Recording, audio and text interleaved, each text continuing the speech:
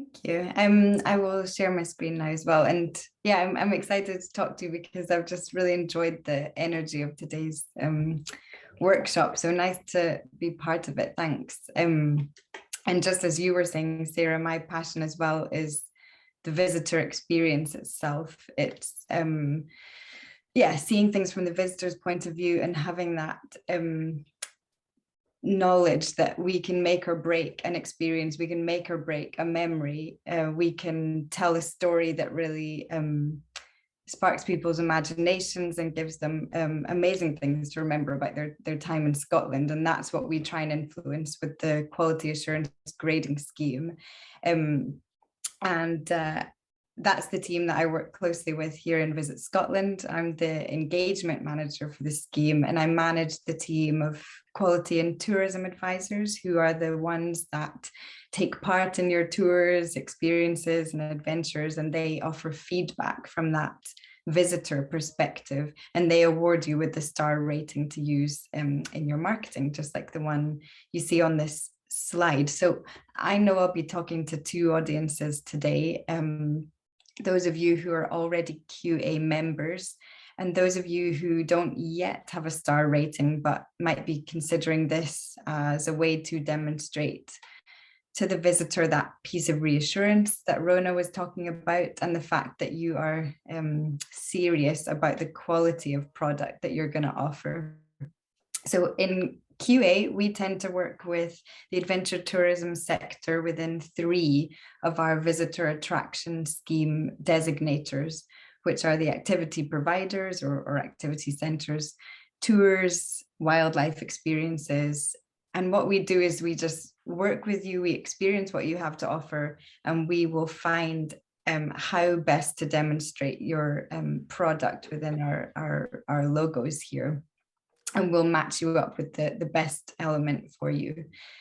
Being a QA member will benefit your business in a number of ways. So not only will you be able to use the star logo in your marketing, and that's an internationally recognized logo, but being a member grants you access to that team of experts who can help you understand what quality standards visitors will expect from you.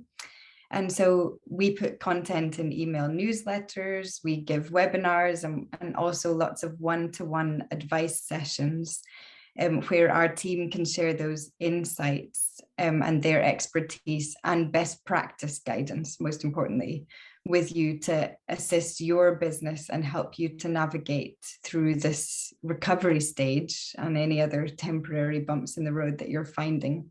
So we'll just tailor that advice bespoke to your business. And we know that you all have an individual story to tell and something to rave about. And we'll offer those fresh eyes on your product to help you see things from a different perspective and help you maybe even come up with some new ideas for you and ways to improve that visitor journey, the full visitor journey.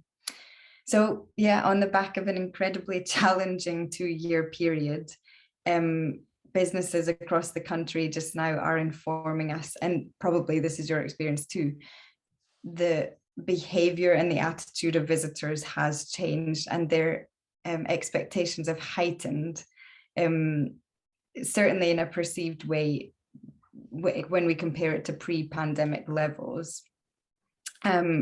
So showcasing a quality product and delivering a quality experience that meets or even exceeds, hopefully, those visitor expectations is crucial to capitalizing on that pent-up demand from audiences just now. And it is so great to hear at the beginning of the workshop today that a lot of you were saying bookings are looking pretty good this year. International visitors are starting to return. So now it's so key that you deliver that quality experience so that your reputation remains great. Many visitors do use the quality assurance logos to guide their decisions, and so do the intermediaries and the travel trade as well. And visitor experiences, businesses such as yourself, will use QA as a business development tool because membership helps inform you on decisions that you might have to make regarding investment in your product or staff training, And you can glean all of those ideas from the quality and tourism advisors that will work one-to-one with you. So just as Sarah was saying, you don't want to tackle everything. You just want to see where your priorities are and what's most manageable for you. So we can help you to see that from our side as well. And you'll get verbal advice and written feedback in a report from us as well. So you can use that as an ongoing business development tool when you work with us. We do know, as I just said, that people are looking to the stars to help inform their decisions. Maybe some of the partners that are thinking of linking up with you as well. So if you are a QA member, make sure that you show off your star logo in any way that you can on your website, social media, in your blogs, and make sure you bring to life what those stars actually mean.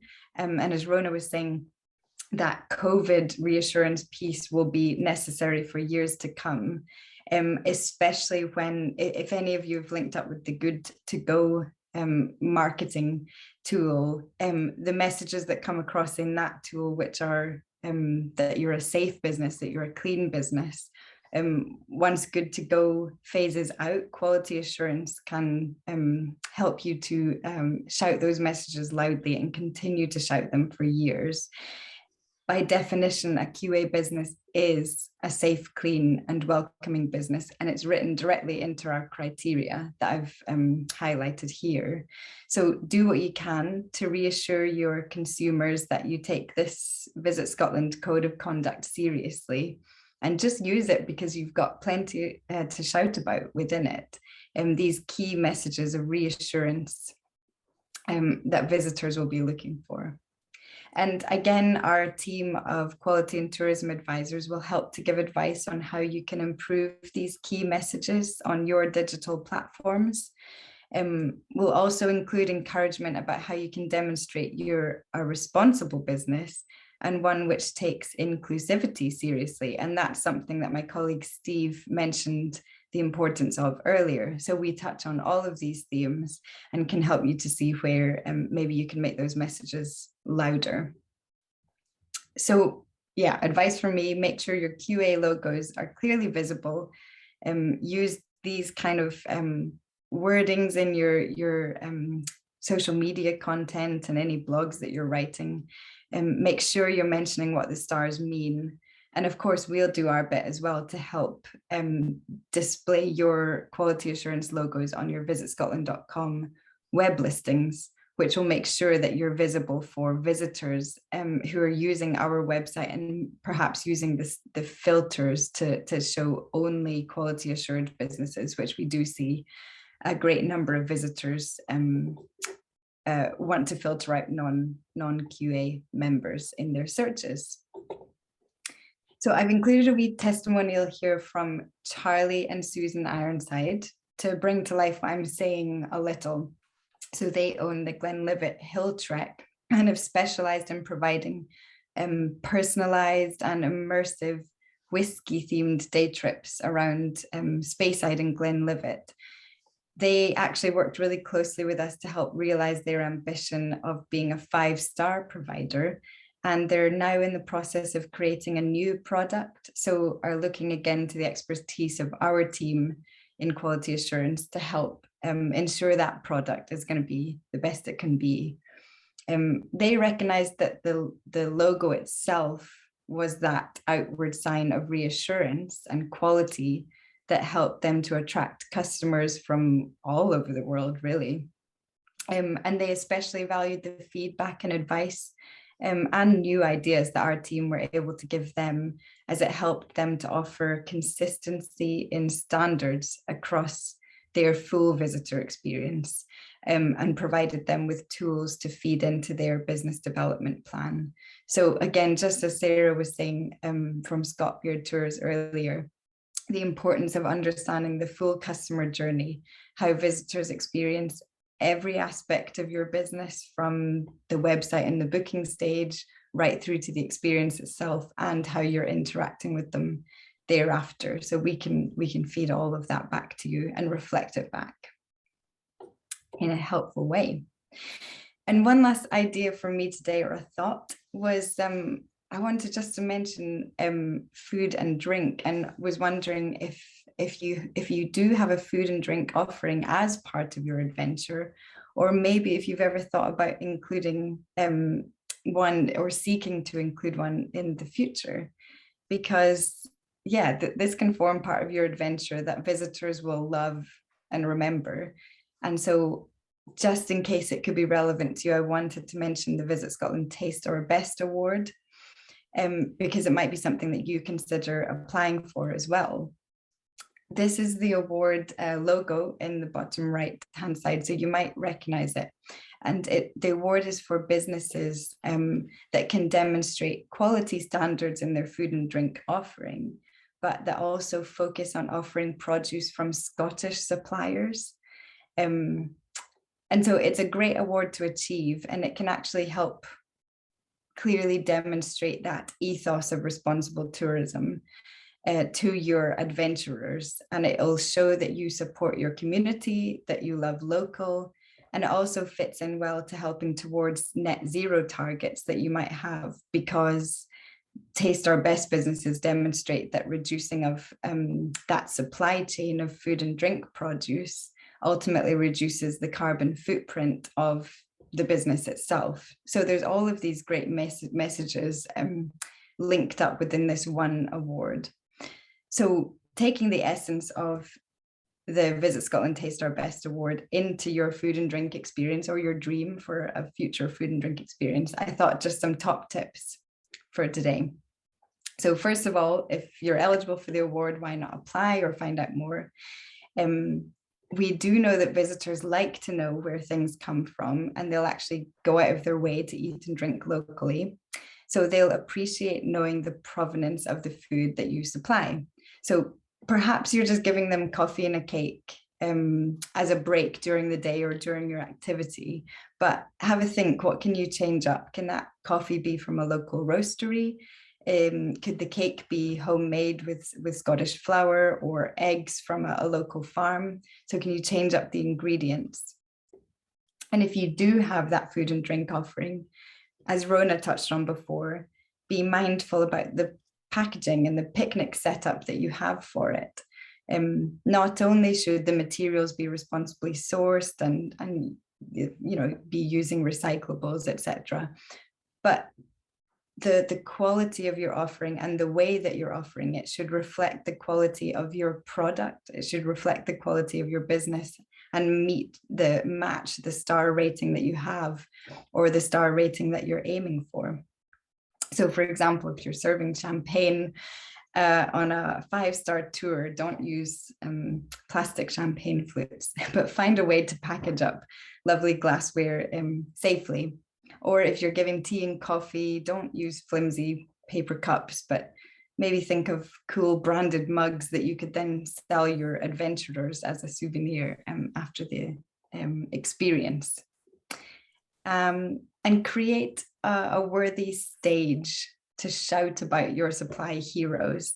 So all of these local producers that you work with, the local farms that you get produce from, create a high quality picnic menu or put that on your website to reiterate how you link up with these local partners, and have a section of your website dedicated to provenance, so that your visitors can see that you're proud about these partnerships. This is very much, I think, your opportunity to surprise and delight your adventurers. And again, the QTA team, my team, would love to help you with some ideas around this if you want to talk about it more. So I can share these slides, and I would just reiterate some of these contact details that, again, Rona mentioned earlier. I've got some links here as well to visitscotland.org. And I would mention as well our Moment for Change series, which is a series of educational webinars that we've created, especially for this environment of recovery and future development. More is going to be added to this Moment for Change series. So it's always good to keep an eye on latest updates, which also includes an update from travel law on package regulation and requirements, which might be of use to you. And we've talked a lot about one-to-one support today on many levels, from your industry relationship manager And you can get that from a quality assurance perspective too. So whether you're already a QA member or you're thinking of joining or you have any questions, do get in touch with us. And the email address for quality assurance is customer.services@visitscotland.com, or you can contact me directly and I would love to talk to you about that. So thanks for having me today. And yeah, I'm happy to take questions too. Thank you, Angie. And before I forget, if you could just send your slide deck on to myself and Stuart, we'll make sure that all the slides go onto the project portal along with the recordings. We've had there's a question there for John about how do we get in touch with your QTA team. Is that something where it's named individuals like you've got with your industry relationship manager, or is it just a sort of general inquiry and then somebody gets in touch with you? Yeah, a general inquiry, or I've put my email address up here as well, angie.fowler@visitscotland.com, and I can link you up with anything that you need from us. We don't tend to work on a named basis as a full team because the team tend to work incognito. So they'll go and they'll be the visitor and they'll feed back after they've experienced your product. So we don't put the names out there like we do for our industry relationship manager team. So feel free to contact me or customer.services and we will help. Okay, thank you. And thank you, Rona, as well. I think the message I'm taking from there is obviously there is a lot of help and support out there from Visit Scotland. It's very much about, you know, getting that relationship with your IRM and engaging with them in terms of what you're doing and what Visit Scotland are doing. And I think that collaboration is just going to help, you know, the bigger picture in terms of what Scotland's got to offer. A takeaway in terms of what you said there about quality, one of the messages we've been putting out recently with people's webs and the heightened awareness with consumers, it's very much about the green journey that businesses have either started or are already on. I know the outdoor sector are quite aware of this anyway in terms of protecting the nature and the environment, but having that story to tell on your website in terms of using local suppliers, you know, cutting your carbon footprint where you can, and I think that's emerging now as something that consumers are looking for when they make their decision, and calling it the green pound, but maybe not appropriate.